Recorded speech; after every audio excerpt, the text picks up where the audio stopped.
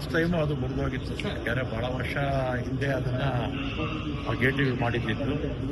ಆಮೇಲೆ ತುಂಗಭದ್ರಾ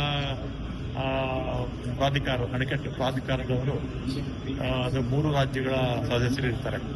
ನಮ್ಮ ರಾಜ್ಯ, ತೆಲಂಗಾಣ ಮತ್ತು ಆಂಧ್ರ ಪ್ರದೇಶದ್ದು.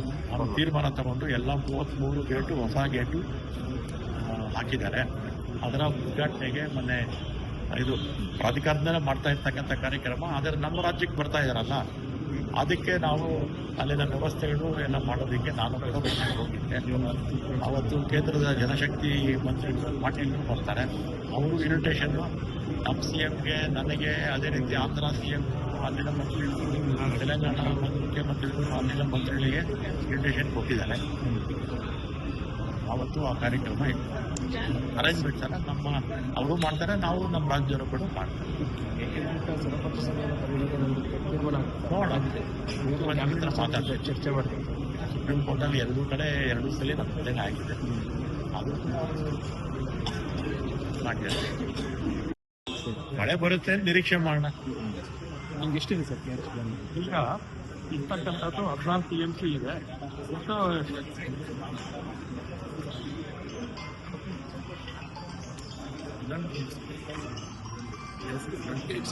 KRS ಅಲ್ಲಿ 11 TMC ಇದೆ. ಆಮೇಲೆ ಕಬಿನಿಯಲ್ಲಿ 5 TMC ಇದೆ.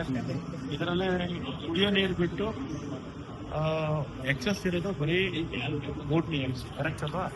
3 TMC.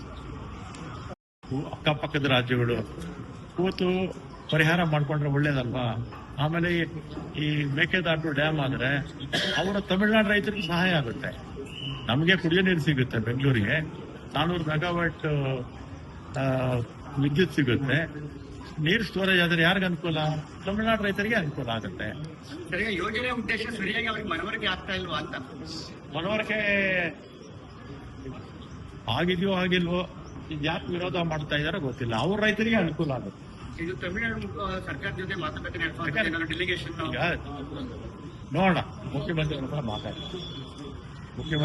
ಮಾತಾಡಿ ಚರ್ಚೆನಲ್ಲಿ ಪರಿಹಾರ ಮಾಡಿಕೊಂಡ್ರೆ ಒಳ್ಳೇದು. ಕೋರ್ಟ್ ಕಚೇರಿಗಳೆಲ್ಲ ಹೋದ್ರೆ ಏನಾಗುತ್ತೆ, ವರ್ಷಗಟ್ಟಲೆ ಹೋಗುತ್ತೆ. ಈ ನೋಡಿ, ಕೃಷ್ಣದು ಎಷ್ಟು 13-14 ವರ್ಷ ಆಯಿತು, ಇನ್ನೂ ಫೈನಲ್ ನೋಟಿಫಿಕೇಶನ್ ಆಗೇ ಇಲ್ಲ. 3 ರಾಜ್ಯಗಳು ಕೋರ್ಟ್ಗೆ ಕೇಸ್ ಹಾಕ್ಕೊಂಡಿದ್ದಾರೆ. 2050ಕ್ಕೆ ಅದು ಮುಗಿದೋಗುತ್ತೆ. ಇನ್ನೆಷ್ಟು 24 ವರ್ಷ ಇರುತ್ತೆ ಅಷ್ಟೇ. ಅದರಿಂದ ಕೂತ್ ಪರಿಹಾರ ಮಾಡಿಕೊಂಡ್ರೆ ಒಳ್ಳೇದು. ಈಗ ಕರ್ನಾಟಕ ಸರ್ಕಾರನೇ ಹೋಗಿ ನಿಯೋಗವಾಗಿ ಭೇಟಿಯಾಗಿ ಅಂತ ನೋಡೋಣ. ಈಗ ಜನಶಕ್ತಿ ಮಂತ್ರಿಗಳು 25ಕ್ಕೆ ಬರ್ತಾರೆ ತುಂಗಭದ್ರಾ ಡ್ಯಾಮ್ಗೆ. ಆ ಸಂದರ್ಭದಲ್ಲಿ ಅವಕಾಶ ಸಿಕ್ಕಿದ್ರೆ ಮಾತಾಡೋಣ ಅಂತ ಮುಖ್ಯಮಂತ್ರಿಗಳು ಹೇಳಿದ್ದಾರೆ. ಬೇರೆ ರಾಜ್ಯದ ಮುಖ್ಯಮಂತ್ರಿಗಳು ಬರ್ತಾರೆ. ಆದರೆ ತಮಿಳುನಾಡು ಅವರು ಬರಲ್ಲ. ಕೃಷ್ಣಾ ನದಿ ವಿಚಾರವಾಗಿ ಇವರೆಲ್ಲ ಬರ್ತಾರಲ್ಲ, ಚಂದ್ರಬಾಬು ನಾಯ್ಡು ಮತ್ತೆ ರೇವಂತ್ ರೆಡ್ಡಿ ಅವರು. ಅವಕಾಶ ಸಿಕ್ಕಿದ್ರೆ ಮಾತಾಡೋದು ಹೋಗ್ತಿದ್ದೀವಿ. ಸಿಗುತ್ತೋ ಇಲ್ಲೋ ಗೊತ್ತಿಲ್ಲ. ಇಲ್ಲ ಅಂದ್ರೆ ಇಲ್ಲೊಂದು ಮೀಟಿಂಗು ದೆಹಲಿನಲ್ಲಿ ಸಂಬಂಧಪಟ್ಟ. ಈಗ ರಾಜ್ಯದಲ್ಲಿ ನಿರೀಕ್ಷೆಗೆ ತಕ್ಕಂತೆ ಮಳೆ ಬರುತ್ತೆ. ಜಲ ಭಾಷೆ ವಿಚಾರದಲ್ಲಿ ನಮ್ಮ ರಾಜ್ಯದ ಸಂಸದರು ನಾವು ಎಲ್ಲರೂ ಕೂಡ ಒಗ್ಗಟ್ಟಾಗಿ ನಾವು ಹೋರಾಟ ಮಾಡಬೇಕಾಗಿದೆ. ಚುನಾವಣೆ ಸಂದರ್ಭದಲ್ಲಿ ಎಲೆಕ್ಷನ್ ಆಗುತ್ತೆ, ಅದಾದ್ಮೇಲೆ ಬರ್ಕೊಳ್ಬೇಕು. ನಾವು ನಮ್ಮ ರಾಜ್ಯದ ಹಿತಾಸಕ್ತಿಗೋಸ್ಕರ BJP, JDS, ಕಾಂಗ್ರೆಸ್ ಎಲ್ಲರೂ ಕೂಡ ನಾವು ಒಗ್ಗಟ್ಟಾಗಿ ನಮ್ಗೆ ಏನ್ ಪಾಲ್ ಸಿಕ್ಕಿದೆ, ನೀರಿನ ಪಾಲ, ಅದನ್ನ ತಗೊಳ್ಳುವಂತ ದಿಕ್ಕಲ್ಲಿ ನಾವೆಲ್ಲ ಕೂಡ ಕೆಲಸ ಮಾಡಬೇಕು. ನಾನು ಮೊನ್ನೆ ಶಿವಕುಮಾರ್ ಅವರು, ಪಾಟೀಲ್ರು, ಕೇಂದ್ರದ ಜನಶಕ್ತಿ ಮಂತ್ರಿಗಳ ಹತ್ರ ಹೋಗಿ ಮಾತಾಡಿ ಮಹದಾಯಿ ವಿಚಾರ ಅಲ್ಲೇ ಎಲ್ಲ ಕ್ಲಿಯರೆನ್ಸ್ ಇರಬೇಕು. ಅದೇ ರೀತಿ ನೋಟಿಫಿಕೇಶನ್ ಆಗಬೇಕು. ಕೃಷ್ಣ ರಿವರ್ ಬಗ್ಗೆ ಮತ್ತೆ ಮೇಕೆದಾಟು ಬಗ್ಗೆ ಕೂಡ ಮಾತಾಡಿದ್ದೀವಿ. ಅವ್ರಿಗೂ ಸಹ ನಾವು ನಮ್ಮ CM ಹೇಳಿದ್ದಾರೆ, ಅವ್ರಿಗೂ ಕರೀರಿ, ನಮ್ಮನ್ನು ಕರೀರಿ, ಕೂತ್ ಮಾತಾಡೋಣ ಅಂತ ಹೇಳಿದ್ದಾರೆ. ಅವರು 9.19 TMC ಈ ತಿಂಗಳು ಬಿಡ್ಬೇಕು. ನಾವು 2 TMC ಜೂನ್ 18/6/26 ನಾವು 2 TMC ನೀರು ಬಿಟ್ಟಿದ್ದೀವಿ. ನಮ್ಮಲ್ಲಿ ಲಭ್ಯತೆ ಇರ್ತಕ್ಕಂಥದ್ದು ಇನ್ನು 3 TMC ಕುಡಿಯೋ ನೀರು ಬಿಟ್ರೆ ಮತ್ತೆ ಕಾಲುವೆಗಳಲ್ಲಿ ಸ್ವಲ್ಪ ನೀರು ಹರಿಬೇಕಾಗುತ್ತೆ. ನಮ್ಮಲ್ಲಿ ಲಭ್ಯತೆ ಇರ್ತಕ್ಕಂಥದ್ದೇ 3 ನೀರು. ಇನ್ನೂ 12 ದಿನ ಇದೆ. 18ರವರೆಗೂ ಮಾಹಿತಿ ಇಲ್ಲ. 12 ದಿನ ಈಗ ನಾವು ಡ್ಯಾಮ್ ಕಟ್ಟಿ ನಮ್ಮ ಡ್ಯಾಮಲ್ಲಿ ನಾವು ನೀರು ಸ್ಟೋರೇಜ್ ಮಾಡಿದ್ರೆ ತಮಿಳುನಾಡು ರೈತರಿಗೆ ಅನುಕೂಲ ಆಗ್ತದೆ. ನೋಡಿ, ಈ ವರ್ಷ ಬರಗಾಲ ಸುಮಾರು ಒಂದು 12 ರಾಜ್ಯಗಳಲ್ಲಿಯೇ ಇದು ಬರಗಾಲ ಆಗುತ್ತೆ ಅಂತ ಮಾಹಿತಿ ಹವಾಮಾನ ಇಲಾಖೆಯವರು. ಬೇಗ ಮಳೆ ಬಂದು ಬೇಗ ಡ್ಯಾಮ್ ತುಂಬಿದ್ರೆ ಯಾವ ಸಮಸ್ಯೆನೂ ಇರೋದಿಲ್ಲ. ಸರ್, ಈಗ ಕಾವೇರಿ ಕೋರ್ಟ್ಗೆ ಮಿಸ್ಲೇನಿಯಸ್ ಅಪ್ಲಿಕೇಶನ್ ಹಾಕೊಂಡಿದ್ರು 18ರಲ್ಲಿ, 13, 11, 25ರಲ್ಲಿ ಅದು ಕೂಡ ರಿಜೆಕ್ಟ್ ಮಾಡಿದ್ದಾರೆ. ಆಮೇಲೆ ರಿವ್ಯೂ ಪಿಟಿಷನ್ ಹಾಕೊಂಡಿದ್ರು, ರಿವ್ಯೂ ಪಿಟಿಷನ್ ಕೂಡ ರಿಜೆಕ್ಟ್ ಮಾಡಿದ್ದಾರೆ. ಆದರೂ ಕೂಡ ಸುಪ್ರೀಂ ಕೋರ್ಟಲ್ಲಿ 2 ಬಾರಿ ರಿಜೆಕ್ಟ್ ಆದರೂ ಕೂಡ ಅವರು ವಿಧಾನಸಭೆಯಲ್ಲಿ ಅಲ್ಲಿನ ಮುಖ್ಯಮಂತ್ರಿಗಳು ಇದಕ್ಕೆ ಹೋರಾಟ ಮಾಡಬೇಕು ಅಂತ ಹೇಳ್ತಾರೆ. ಆಮೇಲೆ ನಾವು ಈಗಲೂ ಅಷ್ಟೇ, ನನ್ನ ಜಲಶಕ್ತಿ ಮಂತ್ರಿಗಳ ಜೊತೆ ನಾವು ಶಿವಕುಮಾರ್ ಅವರು ಇಬ್ಬರು ಹೋಗಿ ಮಾತಾಡುವಂಥ ಸಂದರ್ಭದಲ್ಲಿ ತಮಿಳುನಾಡಿನವರು ಕರೀರಿ, ನಾವು ಬರ್ತೀವಿ, ಕೂತು ಮಾತಾಡಿ ಚರ್ಚೆ ಮಾಡೋಣ. ಆಮೇಲೆ ತಮಿಳುನಾಡಿಗೆ ಏನು ಅಲೋಕೇಶನ್ ಆಗಿದೆ ನಮಗೆ ಒಂದು ಹನಿ ಜಾಸ್ತಿ ಕೂಡ ಬೇಡ. ಆಮೇಲೆ ನಮಗೆ ಏನು ಅಲೋಕೇಶನ್ ಆಗಿದೆ ಆ ನೀರು ನಮಗೆ ಕೊಟ್ಟರೆ ಸಾಕು. ಮತ್ತೆ ಈಗ ಅಣೆಕಟ್ಟು ನಾವು ಕಟ್ಟಿದ್ರೆ ಮೇಕೆದಾಟು, ಈಗ ಮಳೆ ಬಂದಿಲ್ಲ, ಈಗ ಅಲ್ಲಿ ಡ್ಯಾಮಲ್ಲಿ ನೀರಿದ್ದಿದ್ರೆ ಅವ್ರಿಗೆ ನಾವು ನೀರು ಬಿಡ್ಕೋಗಿತ್ತು. ಇದು ಸಹಜವಾಗಿ ನಮಗೆ ಕುಡಿಯೋ ನೀರಿಗೂ ಅನುಕೂಲ ಆಗ್ತಿತ್ತು.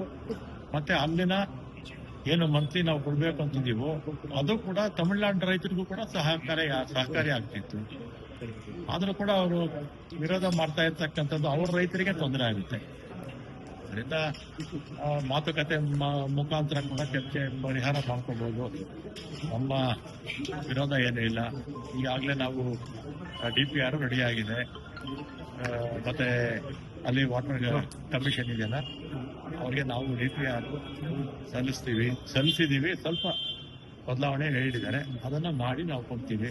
ಅವ್ರ ಅನುಮತಿ ಕೊಟ್ಟರೆ ನಾವು ಮಾಡ್ತೀವಿ. ಆಮೇಲೆ ಇನ್ನೊಂದ್ಸಲಿ ಬಹಳ ಸ್ಪಷ್ಟವಾಗಿ ಹೇಳ್ತೀನಿ, ತಮಿಳುನಾಡು ಏನು ಅಲೋಕೇಶನ್ ಆಗಿದೆ ಅವ್ರ ನೀರು ನಮಗೆ ಒಂದು ಹನಿ ಕೂಡ ಜಾಸ್ತಿ ಬೇಕಾಗಿಲ್ಲ. ಅವ್ರ ನೀರು ನಾವು ಬಳಸೋದಿಲ್ಲ. ನಮಗೆ ಏನು ಅಲೋಕೇಶನ್ ಆಗಿದೆ ಅಷ್ಟೇ ನೀರು ನಾವು ಬಳಸ್ತೀವಿ. ಸರ್, ಈಗ ಯೋಜನೆ ಇದು ನಮ್ಮ ಮಹತ್ವಾಕಾಂಕ್ಷೆಯ ಯೋಜನೆ.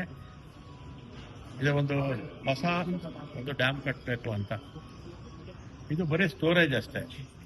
ಇದರಿಂದ ಬೆಂಗಳೂರಿಗೆ ನಮಗೆ 4.75 TMC ನೀರು ಕುಡಿಯೋದಕ್ಕೆ ನಮಗೆ ನೀರು ಸಿಗುತ್ತೆ. ವ್ಯವಸಾಯಕ್ಕೆ ಯಾವ ನೀರು ನಮಗೆ ಸಿಗೋದಿಲ್ಲ ಇದರಲ್ಲಿ. ಮತ್ತೆ ನಮಗೆ 400 ಮೆಗಾವಾಟ್ ಅಷ್ಟು ವಿದ್ಯುತ್ ಉತ್ಪಾದನೆ ಆಗುತ್ತೆ. ಮತ್ತೆ ಸಹಜವಾಗಿ 3-4 ವರ್ಷ 5 ವರ್ಷಕ್ಕೊಮ್ಮೆ ಮಳೆ ಕಡಿಮೆ ಆಗುತ್ತೆ. ಮಳೆ ಕಡಿಮೆ ಆದಂಥ ಸಂದರ್ಭದಲ್ಲಿ ತಮಿಳುನಾಡಿಗೆ ನಾವು ಸೆಂಟ್ರಲ್ ಅವ್ರಿಗೇನು ಅಲೋಕೇಶನ್ ಆಗಿದೆಯಲ್ಲ, ನೀರಾಗಿದೆಯಲ್ಲ, ಅದನ್ನ ಮಂತ್ಲಿ ವೈಸ್ ಬಿಡಬೇಕು ಅಂತ ಇರುತ್ತೆ. ಉದಾಹರಣೆಗೆ